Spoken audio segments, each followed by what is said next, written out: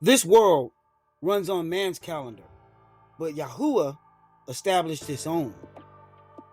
Before Rome, before popes and pop culture, Yahuah ordained the sun, moon, and the stars as faithful witnesses.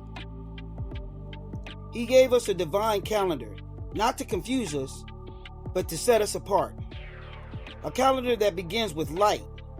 A calendar that uses the moon to appoint feasts. A calendar that unlocks the true Shabbats. This is not tradition. This is truth. Welcome to the Kingdom Calendar, Yahuah's Time Restored. Restoring Yahuah's Time. Many believers today are waking up to the truth. Yahuah's appointed times, including his Shabbats, are not found on the Gregorian calendar. This Roman system was never ordained by Yahuah.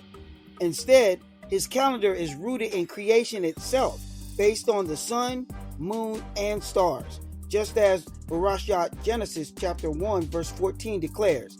And Allah Yam said, "Let there be lights in the expanse of the heavens to divide the day from the night, and let them be for signs and for appointed feasts and for days and years." The moon is not just decorative. It appoints the feasts, including the Shabbat.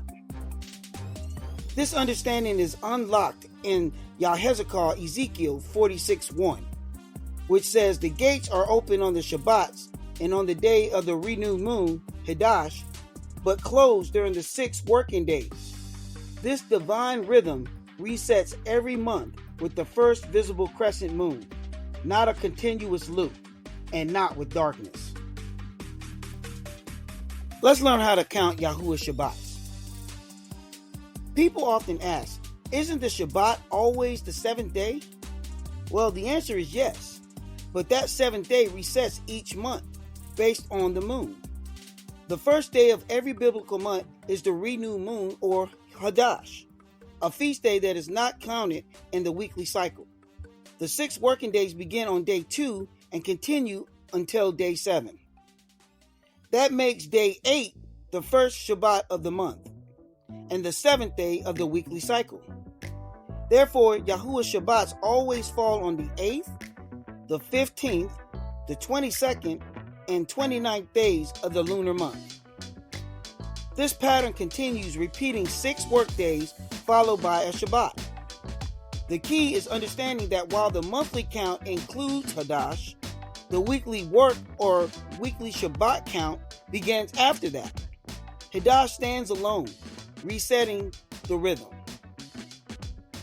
Now, let's walk through our weekly Shabbat count.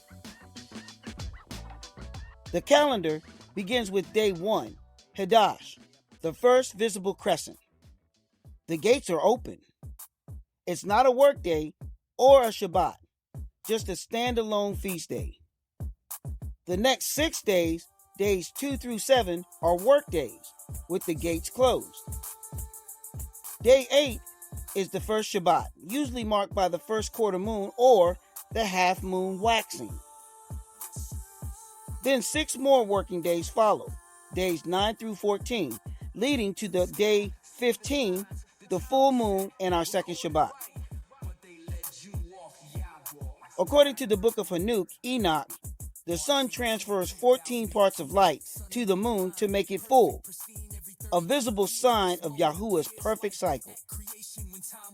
Afterward, the moon begins to wane through days 16 through 21, followed by our third Shabbat on day 22, typically aligning with the last quarter moon or the half moon waning. Days 23 through 28 continue with work, and day 29 marks the final Shabbat of the month, often in the dark phase, but still a day of rest. Hadash is light, not darkness.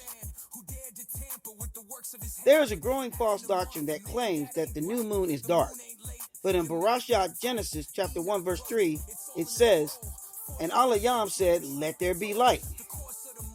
Yahuah begins all things with light, not darkness. Hadash must be visible, not hidden. Tahalyam, Psalms 104 verse 19 says, He appointed the moon for feasts. And Tahalyam, Psalms 89 verse 37 calls the moon a faithful witness in heaven. A witness must be seen. Darkness cannot be a witness. Therefore, the dark moon is not Hadash and cannot begin the month. The renewed moon is the waxing crescent, the first visible sliver of light, and it marks day one of every month, determining when the Shabbats will fall. The final piece of the puzzle. Sometimes lunar months have a 30th day. This day is not counted in the work week or the Shabbat cycle. It simply serves as a waiting day before the next renewed moon is sighted. The Gregorian calendar ignores all of this, pretending the moon doesn't exist. But Yahuah's calendar relies on it. Without the moon, you can't find the Shabbat.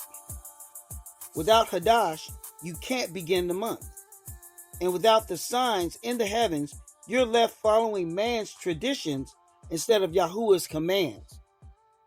Let us return to the pattern written in the heavens, the kingdom calendar, and walk again in the divine rhythm of Yahuah's rest. Shalom.